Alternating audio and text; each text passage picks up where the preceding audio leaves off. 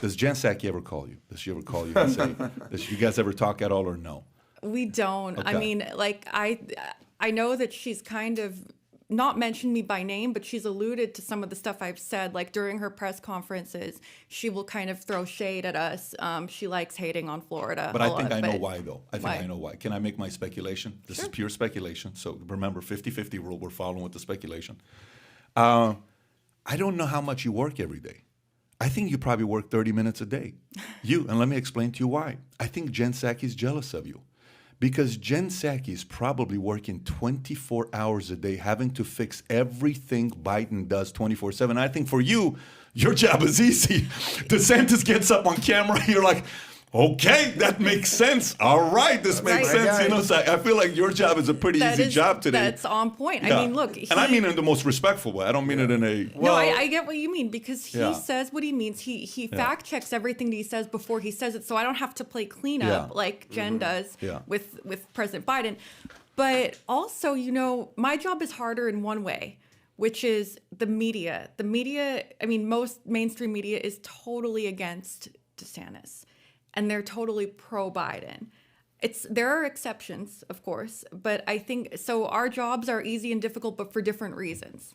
Are you saying the local media or the national media? Local media is much more fair in Florida because I think they know what's going on here. They live here, right? And they have access to the governor. They can ask him questions and everything. So they've treated us more fairly. The national media has its own, totally own agenda, and they go out of their way to cover for Biden. But they have to. They have to do that because But by the way, to be fair to her, how much she's working, and Psaki, I don't think Psaki's working any harder than Sean Spicer had to work, or Sarah Huckabee Sanders, or Caitlin McEnany. Very tough jobs defending Trump and Biden. Full disclosure. There's no question about it. Okay. Kellyanne Scaramucci lasted like 8 days, and then 7 days. and then like Hanukkah came up, and he had to go. Yeah, and by the way, that's why I have so much respect for Kellyanne Conway. I think you know who Kellyanne Conway is? Kellyanne Conway is Trump's Dennis Rodman, okay? She has to do the dirty job. She's got the hair. She's elbowing people. She's got to go in there and get dirty. I was like, Michael, you just go, I got you, man. Don't worry about it. I got you. And, you know, he goes out there and does what he does. Are you a fan of Kellyanne Conway? Who are you a fan of? Because you said you're a conservative. You're a female. You know, you're blonde, like Kellyanne Conway. I'm just throwing that out there. But is there somebody in the press secretary world or spokesman world for politicians you're like, Kellyanne Conway, that's my girl, or Psaki, or anyone? Who is your role models in your job? Honestly, I like Kellyanne. I think she did a great job. I think Kayleigh McEnany did a fantastic job. I love that she was, you know, polite but firm with the press, and she always had the facts on her side. Like you can't just like hit back at the press by calling them names. You have to have the facts, and so that's what I liked about her. Sarah Sanders was also really good. So you know, there's a lot of folks that I think are good spokespeople.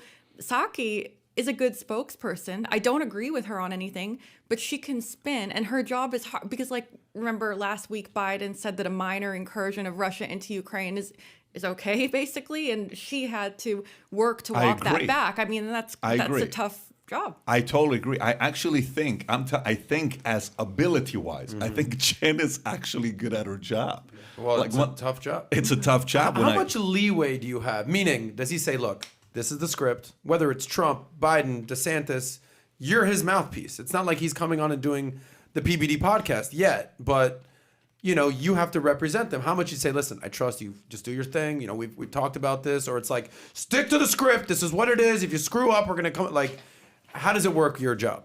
Well, I think it's different for every politician, but with Governor DeSantis, I'm really lucky because I do get a good amount of leeway. What that means is, though, I have a high expectation of me too, that I can't just go injecting my own opinions if it's different, or like going off script and talking about stuff that has nothing to do with what he's doing as governor, right? But I think it's helpful that I actually agree with him on everything. I don't know that I could be defending a boss that I didn't agree with. I think it would be a very difficult job in that case, but because I do agree with him, I think it's easy. Also, he's very active. Like, he gives press conferences almost every day.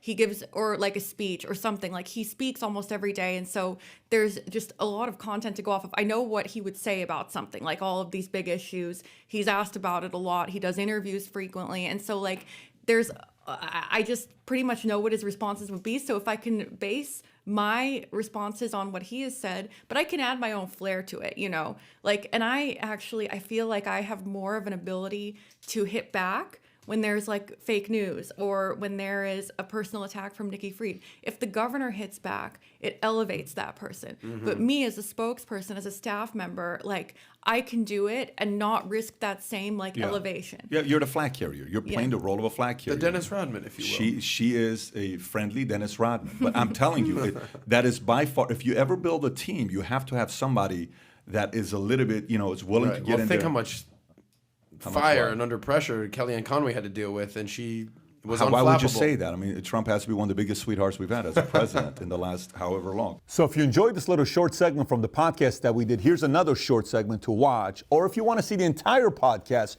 click over here. Take care, everybody. Bye-bye.